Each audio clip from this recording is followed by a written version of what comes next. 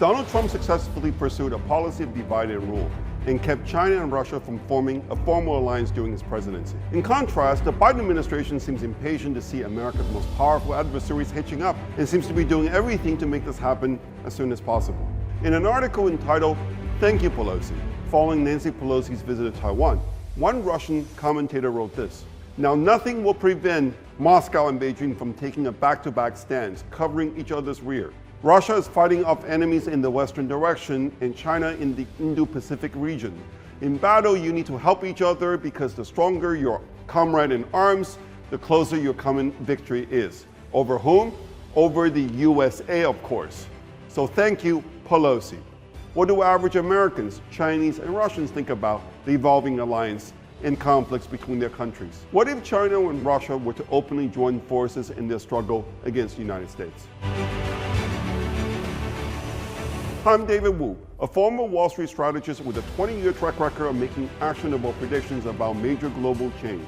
Welcome to The Money Game, where I take on groupthink, propaganda, and conspiracy theories in my critical analysis of markets, economics, and politics. Before we begin, please hit subscribe and the bell button so that you will be notified when a new video comes out.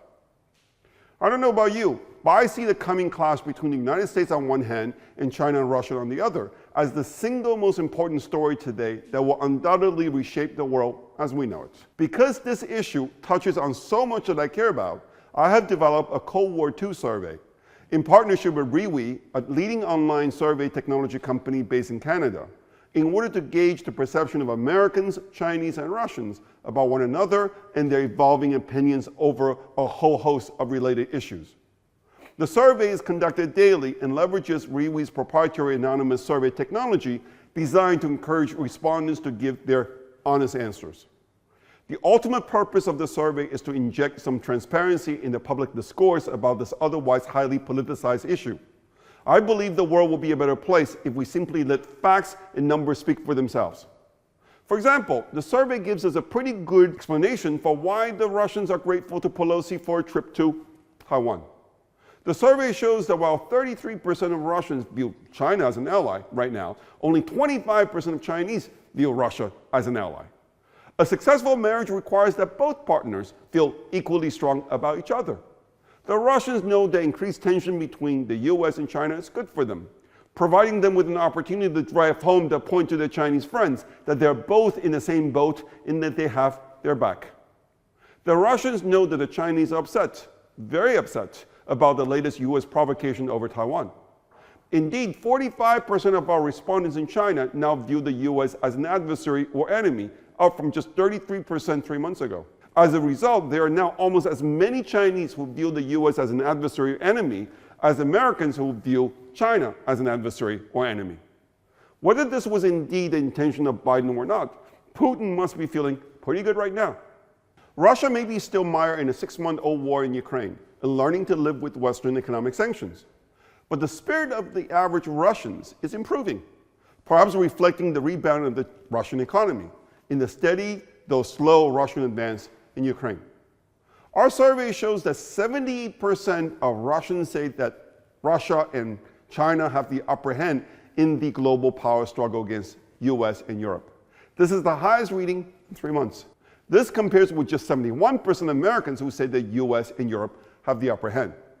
Interestingly, even though only 69% of our Chinese respondents say that China and Russia have the upper hand, this is nevertheless higher than 66% only 3 months ago.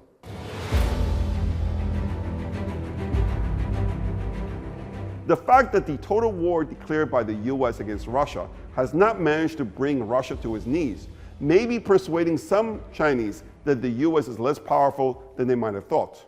One thing that the citizens of China and Russia can agree on is this: what the stake in their power struggle with the US is. 37% of Russians and 34% of Chinese say that if they were to lose, their economic growth will suffer. Indeed, economic growth ranks higher than international standing, cultural identity, and political system as the greatest common concern for our Chinese and Russian respondents, in the event that their countries fall behind in the power struggle with the US.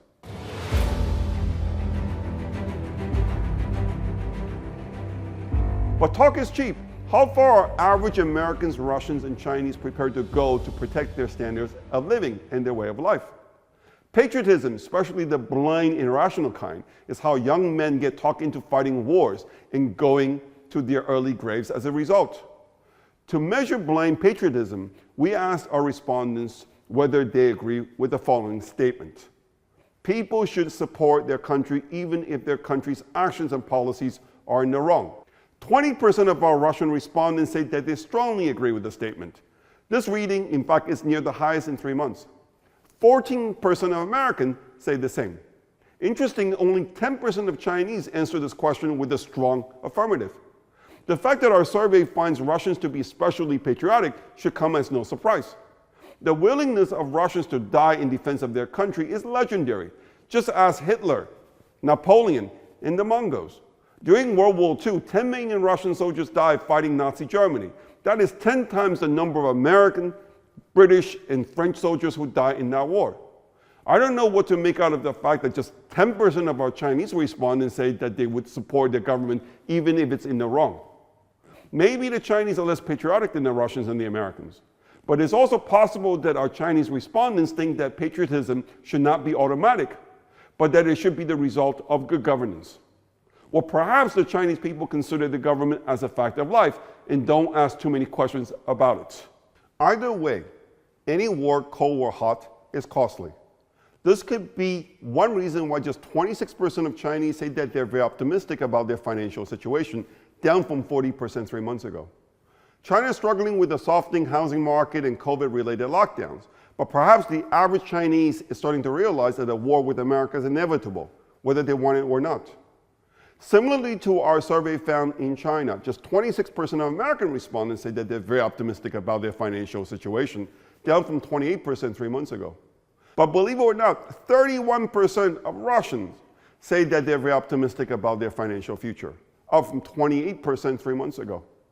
I view this just another piece of evidence that the Russian economy is coping with the sanctions much better than they have been given credit for in the mainstream media. The question in our survey about spending also lends support to this. 44% of Russians report an increase in their spending last month versus 25% who report a decrease. Contrast this fact with 37% of Americans who report an increase in their spending versus 27% who report a decrease. At the Chinese end, only 32% of our respondents say that they're spending more, versus 32% saying that they're spending less. This relative hesitancy towards spending money is consistent with the drop in optimism that I mentioned earlier. No question, the open clash between the US and Russia and China has gotten so bad that we might soon reach a point of no return. Our survey seems to suggest that the citizens of these three countries are increasingly resigned to this reality. A blind faith in the benefits of free trade led American elites under Bill Clinton to admit China into the World Trade Organization 20 years ago. In so doing, they unleash a dragon. The dragon is now challenging US economic hegemony. Understandably, American political elites want to push the dragon back into his lair. Only that is now too late, and attempting to do so risks triggering a war that will have no winners. And making things worse for itself, the US, by pushing China and Russia into each other's arms, is creating a formidable enemy that it cannot defeat. In case you're wondering, I am not in the pay of Russia or China. I'm an American who loves America and only wishes America well. I treasure my rights as an American citizen, especially my rights to free speech that people in Russia and China do not enjoy. However, I think America is embarking on a dangerous path under the Biden administration. Dangerous for the world, but foremost dangerous for itself. My only purpose in these videos is to present the facts objectively in the hope of sparking robust debates among concerned citizens before it's too late. If you got something out of this program, I would appreciate if you would hit like and subscribe to my free YouTube channel. If you want to learn more about my investment strategy, come visit us at RIWI-UNBOUND.com. Thank you for listening.